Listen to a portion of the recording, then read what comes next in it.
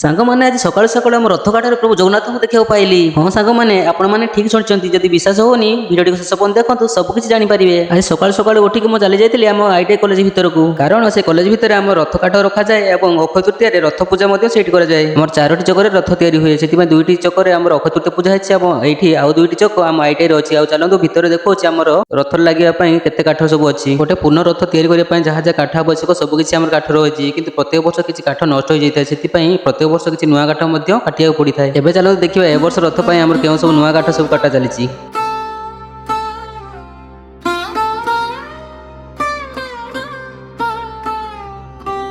ରଥ କାଠଗୁଡ଼ା ଦେଖି ସାରିଲା ପରେ ମୁଁ ଘରକୁ ଫେରି ଆସୁଥିଲି, କିନ୍ତୁ ହଠାତ୍ ମୋର ନଜର ପଡ଼ିଥିଲା ଗୋଟେ କାଠଗଣ୍ଡି ଉପରେ। ଯୋଉ କାଠଗଣ୍ଡିକୁ ଆପଣ ବି ଦେଖିଲେ ନିଶ୍ଚୟ ଆଶ୍ଚର୍ଯ୍ୟ ହେଇଯିବେ। ଦେଖନ୍ତୁ, ଏଇ ସେଇ କାଠଗଣ୍ଡି ଯୋଉ କାଠଗଣ୍ଡିରେ ପୁରା ଅବିକଳ ଦେଖାଯାଉଥିଲା ଆମ ପ୍ରଭୁ ଶ୍ରୀ ଜଗନ୍ନାଥଙ୍କର ପ୍ରତିରୂପ। ଆଉ ଦେଖନ୍ତୁ ତାଙ୍କର ଚକା ଚକା 2ଟି ନୟନ ଏବଂ ତାଙ୍କର ନାଲି ପାନଖିଆ ପାଟି ଏବଂ ତାଙ୍କର ନାକ ସଦୃଶ୍ୟ ପ୍ରତିମା ମଧ୍ୟ ଦେଖାଯାଉଥିଲା। ହଁ ସାଙ୍ଗମାନେ, ଯଦି ମୋ ପରି ଆପଣ ବି ମଧ୍ୟ କାଠରେ ପ୍ରଭୁ ଶ୍ରୀ ଜଗନ୍ନାଥଙ୍କୁ ଦେଖିପାରୁଛନ୍ତି, ଥରେ ଭକ୍ତିରେ ଲେଖିଦିଅନ୍ତୁ ନା, ଜୟ ଶ୍ରୀ ଜଗନ୍ନାଥ।